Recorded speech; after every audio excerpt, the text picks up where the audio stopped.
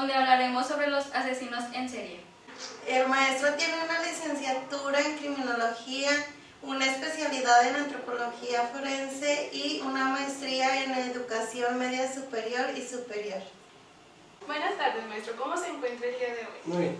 El día de hoy hablaremos especialmente sobre los asesinos en serie. Para usted, especialmente, ¿qué es un asesino en serie? Según la norma europea y más la norma americana, un asesino serial o en serie, antes considerado un asesino consuetudinario, es aquella persona que mata 3 ocasiones con el mismo modus operandi. Tiene forzosamente que tener 3 actuaciones como mínimo, sin un número determinado de actuaciones. He escuchado por ahí que hay diferencias entre un asesino múltiple, un asesino mixto y un asesino organizado y desorganizado. Bueno, esas son clasificaciones del manual precisamente europeo, de donde México absorbe la norma ISO para la detección y detención de asesinos en serie. El término como tal es asesino consuetudinario o múltiple, todos son asesinos múltiples. Sin embargo, el tiempo en el que se ejerce la acción del asesinato varía de uno a otro. Asesino múltiple se considera actualmente aquel asesino o aquella persona que priva de la vida a 2 o 3 o más personas en un lapso corto de tiempo. Dentro de esa clasificación tenemos, por ejemplo, los asesinos en masa, que solamente en un tiempo determinado, un mismo día, cometen distintos asesinatos. Por el contrario, el asesino en serie es una persona que comete 3 o más con un periodo entre cada uno de los asesinatos.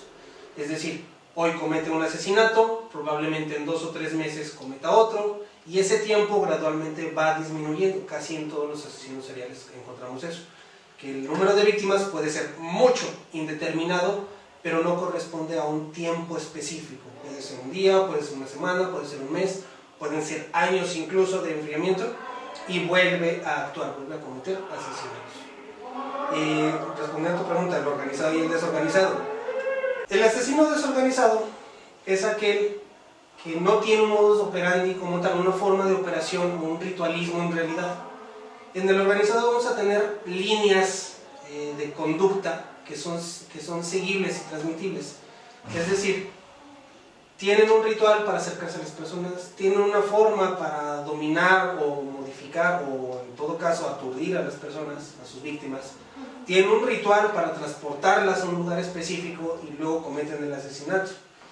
Después de eso suele haber un tiempo de enfriamiento en donde disfrutan o gozan el placer de haber cometido un acto y vuelven a actuar.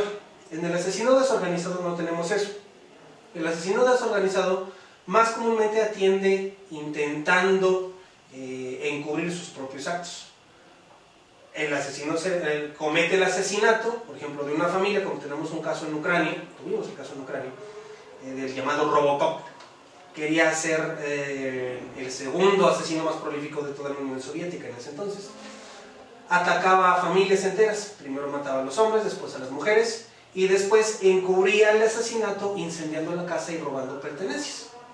En Estados Unidos tuvimos el caso muy llamativo, muy fuerte, de el vampiro Sacramento, ¿sí? Y también otros en el área de Houston, en donde el asesino atacaba sobre todo a personas de la tercera edad. Encubría el asesinato violando a personas alrededor del círculo de vivencia de sus víctimas. Pero lo que a él le interesaba era el asesinato como tal. Y no tenía una predilección por hora, por tiempo, por tipo de familia o por una persona en específico, sino que si tenía en ese momento las ganas de hacerlo, lo hacía y lo cometía. ¿Sí? La diferencia es que uno tiene muchos ritualismos, su conducta es más pausada, más controlada en el momento de la organización, y el otro tiende más a una euforia, a una catarsis emocional, en donde toda la furia que tiene, todo el estrés que tiene, lo vacía directamente en su vida. ¿Sí? ¿Y cuál cree que sean las características específicas de estos tipos de asesinos? Bueno, en las características en general, el asesino serial se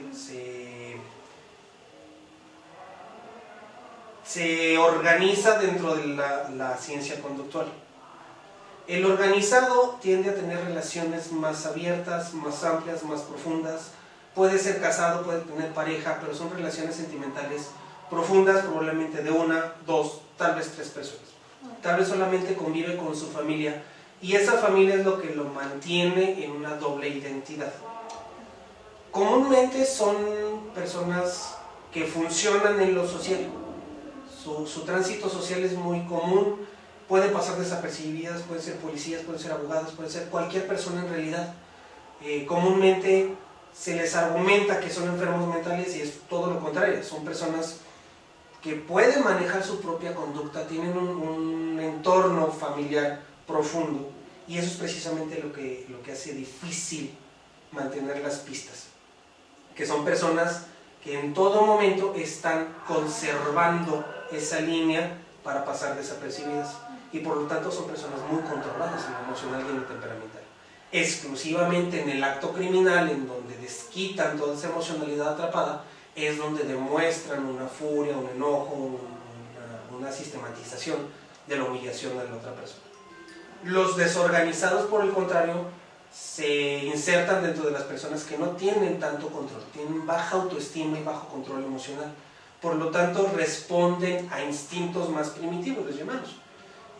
Furia descontrolada, no tienen relaciones afectivas profundas. Si las tienen, no son de gran calidad, normalmente son pleitos comunes, son violencia entre familiares, violencia entre pareja, de modo que no tienen un control absoluto sobre sus emociones. O sea, vaya, dicho de otra forma, los organizados son más pausados, son más controlados y los desorganizados son más fúricos, más tipo caótico. ¿Sí? Entonces, ¿podríamos decir que todos estos asesinos tienen alguna enfermedad mental? No.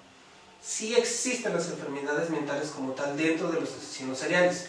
Normalmente se les atribuía una falla orgánica del frontal, el lóbulo frontal, que es donde normalmente radican las emociones, o donde la psicología clínica y la bioanatomía radica el impulso neurológico de las emociones. Sin embargo, no todos los asesinos han sido enfermos mentales.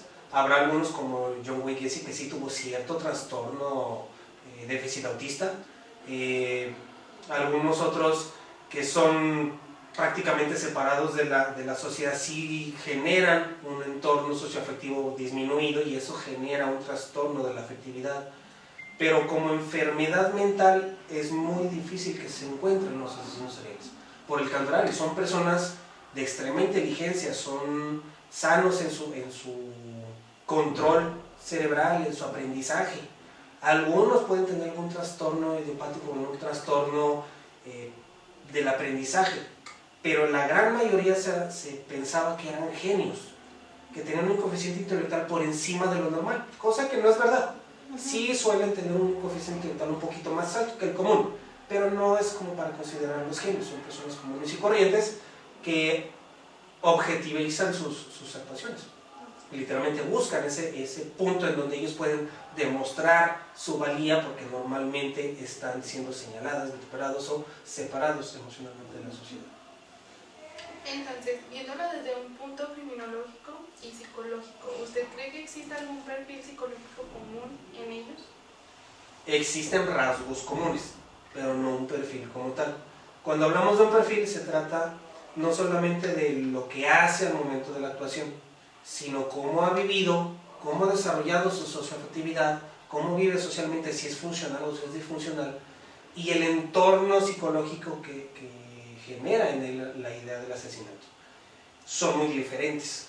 Cada caso se tiene que tratar por línea diferente, por tiempo diferente, y si bien hay algunos ítems, algunas características que sí pueden compartir, como socioafectividad baja, escaso control de impulsos, baja emocionalidad, en algunos tipos de asesinos serial, en otros no.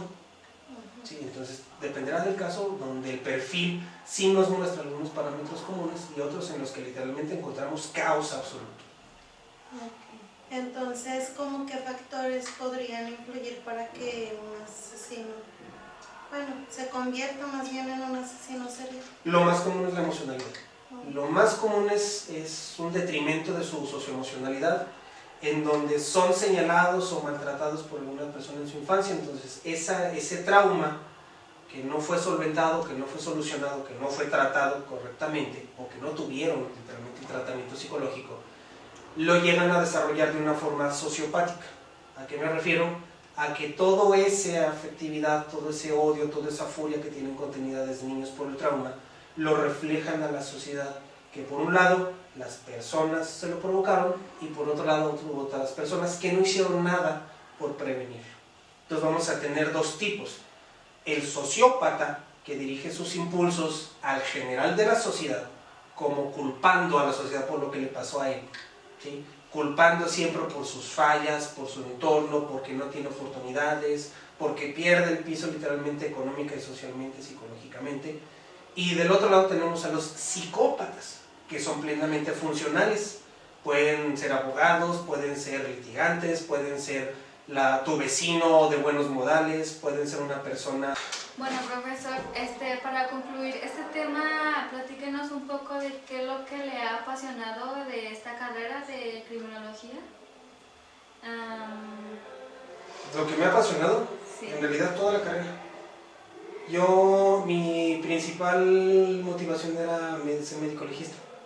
Sin embargo, en el caos, en el estudio, me apasionó muchísimo la prefiguración criminal, precisamente, la antropología forense, y todo ha contribuido a que yo esté enamorado de mi carrera. Yo considero una de estas carreras como una de las más completas, de las más complejas. Sí, es muy difícil, pero cada cosa que ves es apasionante. Si tú tratas un caso, no lo tratas igual que otro, entonces tienes que aprender y constantemente estás aprendiendo nuevas cosas. Incluso dentro de la perfilación hay muchas cosas que aquí en México se aplican y que en otros países no es posible aplicar. Son cuestiones sociales muy, muy, muy diferentes. Una de las cosas que más me apasiona dentro de la perfilación es precisamente el darle seguimiento a esos casos tan brutales, pero de una forma humana, buscando dar seguridad, justicia a las personas que ya no tuvieron la oportunidad, y detener a personas que se creen genios, que se creen más inteligentes que los demás, demostrarles que está dentro del mismo rango. Sí. Es como una cachetada con guante blanco, decirles, no eres tan inteligente como creías. ¿Tiene algún consejo, una recomendación que le pueda dar a las personas que están estudiando criminología o que quieren estudiar criminología? Que estudien mucho, que sigan sus sueños, que se especialicen en algo que los apasione, así cuando consiguen trabajo les pagan por hacer lo que harían gratis. Y que no se detengan, siempre se puede aprender más, siempre se puede aprender de una mejor forma, y sobre todo no tengan miedo de ejercer, porque el miedo al ejercicio es uno de los grandes problemas de la criminología criminalística. No tenemos suficientes personas con un entrenamiento adecuado, con una educación adecuada, y las que sí lo tienen miedo a equivocarse. El error es humano, el error siempre va a ocurrir, pero se puede solucionar, se puede conservar mejor. Bueno, profesor, entonces pues muchas gracias por compartir cada uno de sus conocimientos. Esto pues nos ayuda a todos a entender que detrás de cada persona existen factores psicológicos, endógenos, exógenos. Y pues muchas gracias por escucharnos y hasta luego. Gracias. Hasta luego. Gracias.